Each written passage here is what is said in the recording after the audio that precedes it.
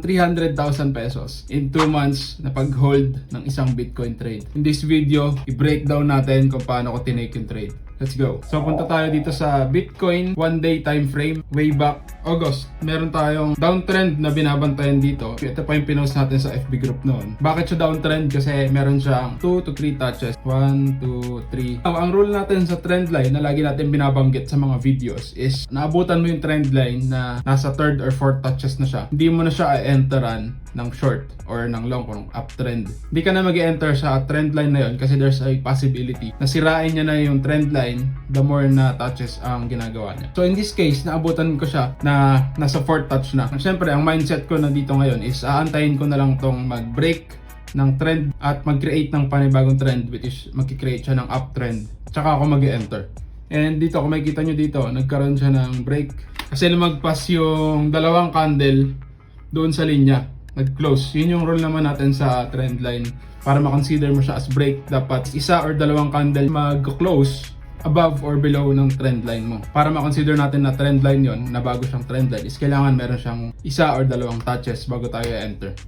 Nagkaroon na siya ng candle close dito sa ibabaw ng linya na ginawa natin. So pwede na natin i-consider to as first touch ng trend line. Pwede natin tong gawa ng linya pa ganon, or para mas accurate, pwede natin siyang gawaan ng zone. Pwede mo na rin gawin ng isa ng linya. Either linya or ng zone. Ang mindset naman natin ngayon is ina-anticipate natin yung uptrend na gagawin ng market. In this case, meron na tayong isang touch ng uptrend. Ito. Ang antay naman natin ngayon is second touch at doon tayo mag-enter. Paano natin masabing second touch? Tataas muna siya ulit, tapos babalik dito sa linya. At dito magkakaroon ng candle close. Isa or dalawang candle close is enough. Ayan, kung makikita nyo dito guys, tinouch niya yung zone na ginawa natin. And at the same time, tinouch din niya yung linya na ginawa natin. Dalawa na yung confirmation mo na pwede mo siyang enteran ng trade. Tapos, pwede mo na rin gawing confirmation na nag-close yung dalawang candle niya doon sa ibabaw ng zone at sa ibabaw ng linya. Diyan pa lang, nag-enter na ako ng trade. Pero kung hindi ka pa convinced dyan, pwede kang mag-antay na isa pang touch. Dito ka ngayon mag-entry kung hindi ka pa convinced sa ganito. And at the same time, kung gusto mo mong another confirmation pa, pwede mong tingnan yung RSI kung meron siyang divergence. Ang divergence is a sign na magkakaroon ng reversal. Kung makikita nyo dito, ang RSI is uptrend, pataas.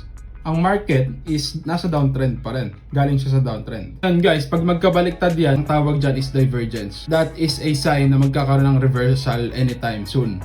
Hindi natin alam kailan, pero that is a sign or additional confirmation sa'yo to convince you na magkakaroon ng reversal. Ako kasi, dahil confident na ako sa strategy na to, dito pa lang nag-enter na ako ng long. Position ko dito is dito, around 26.2. Stop loss ko is 3%.